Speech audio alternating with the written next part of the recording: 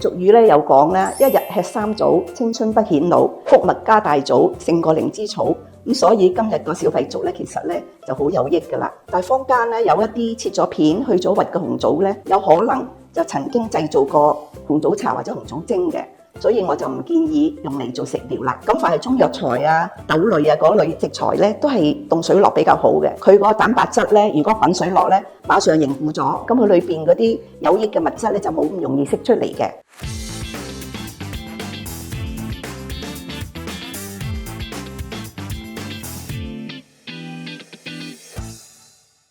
各位健康媽嘅觀眾，大家好，我係中醫食療專家張佩芳芳姐。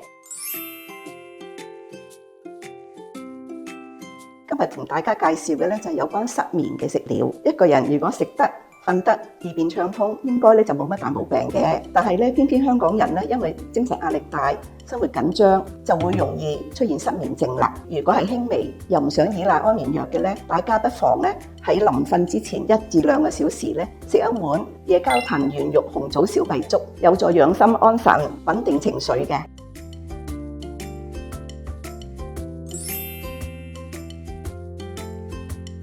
嗱，呢啲咧就係夜交藤啦。佢其實咧就係何首烏嘅藤嚟嘅，因為咧佢夜晚黑嗰啲莖藤會交合，所以就有呢個名噶啦。佢味甘性平，對陰虛血少嘅人咧係特別有益嘅。咁呢啲夜交藤咧可以喺中藥店買得到噶啦。呢個咧就係小米啦，佢又叫做粟，佢味甘性涼。小米嘅營養價值好高嘅，佢所含嘅蛋白質同埋維生素 B1、B2 咧係比大米仲要高，而且咧佢含有一種叫色氨酸。色氨酸咧能夠調節睡眠，我哋咧好多時就話佢係月子米，對一啲產婦咧有安神同埋咧補益嘅作用。咁小米咧對一啲小朋友、嬰幼兒同埋長者咧係都非常之適合嘅。嗱，呢啲咧就係圓肉，即係龍眼肉啦。佢味甘性溫，咁佢能夠咧治療失眠、矜貴同埋健忘嘅。如果經常食用咧，可以增強記憶力、消除疲勞嘅。嗱，圓肉咧，我哋揀嗰時係點樣揀咧？就係個色澤咧要黃褐色啦，色澤均勻同埋有光澤嘅。咁同時咧就最好係大粒啦、圓身啦，同埋肉厚，咁就為之比較好噶啦。仲有一樣咧，就係記得摸上手咧係乾爽嘅。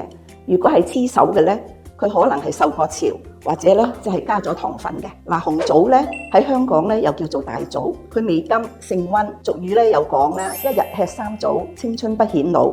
意思係指咧紅棗咧有好好嘅養顏功效嘅。仲有一句嘅就係穀物加大棗，勝過靈芝草。咁所以今日個小費粥咧，其實咧就好有益噶啦。咁紅棗咧，佢含嘅維生素 C 咧喺水果之中佢排首位嘅。同時間咧，佢又有一種叫做輪環酸腺嗪嘅物質。呢種物質咧能夠擴張血管，改善嗰個心肌嘅營養嘅。嗱，紅棗咧就唔係越大粒越好嘅喎，佢最緊要係肉厚嚇。咁同時咧個皮咧要炒炒地啦，顏色咧就深紅，咁就甜㗎啦。但係坊間咧有一啲切咗片、去咗核嘅紅棗咧，有可能就曾經製造過紅棗茶或者紅棗蒸嘅，所以我就唔建議用嚟做食療啦。夜交藤咧，因為唔食得嘅，所以咧我就將佢入咗茶包袋。咁一陣浸一浸佢，浸洗咗之後咧，煲好粥之後就咁拎走佢就可以噶啦。咁呢個小米咧，嗱，小米咧又叫做老黃金，係對一啲小朋友生長發育咧好有幫助嘅，又可以增加個智慧嘅。咁小米咧，我哋咧就咁揾清水浸下佢就可以噶啦，唔需要浸太耐，大概咧半個鐘就可以噶啦。圓肉咧都好乾淨，咁啊沖一沖佢就可以啦。然後咧呢個紅棗啦，紅棗咧其實可以唔去核都得，不過咧濕重嘅人咧，去咗核咧就好好多嘅，即係唔會加重個濕氣嘅。我就唔中意用刀，咁我咧就係用鉸剪啦，將個粒核剪出嚟。咁我粒核咧就好容易剪出嚟嘅。咁啊剪咗出嚟之後咧，我哋就可以要嚟沖一沖佢啦，就可以要嚟煲粥噶啦。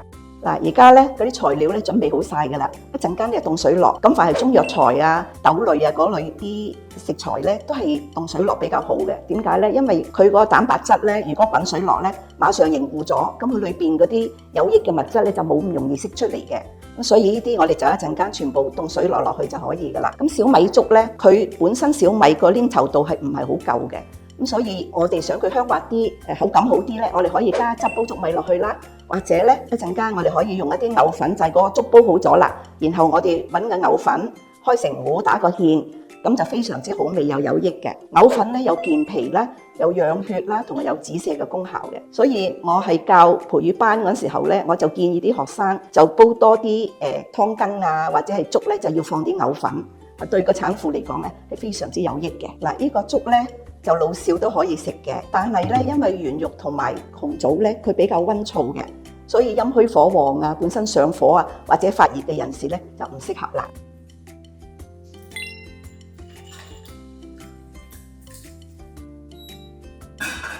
中醫認為失眠咧係身體唔同嘅症狀所引起嘅，可以歸類為3個類型。第一就係心脾兩虛型，就係瞓咗好易醒，醒咗咧好難入睡，伴咧氣虛同埋食少。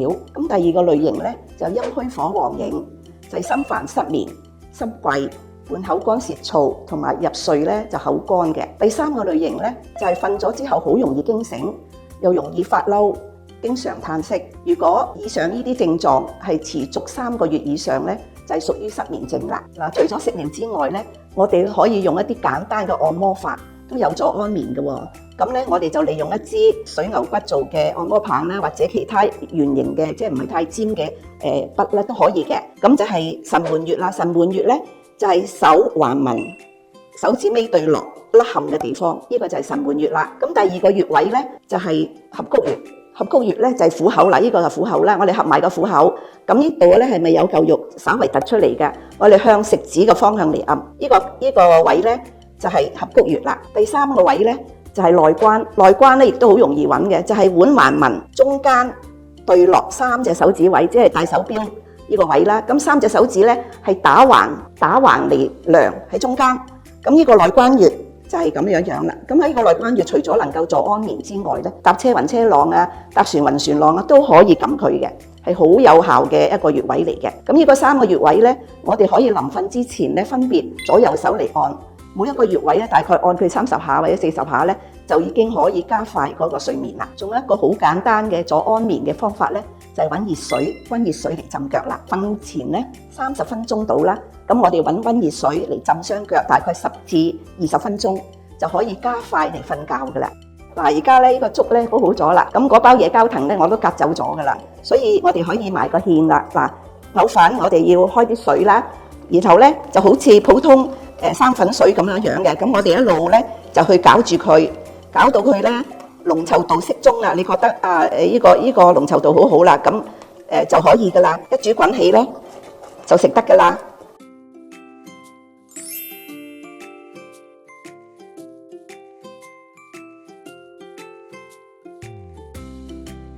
如果大家喜歡我今日介紹呢款小米粥嘅，或者有其他食療想同我分享嘅咧，歡迎喺下邊嗰度留言話俾我知。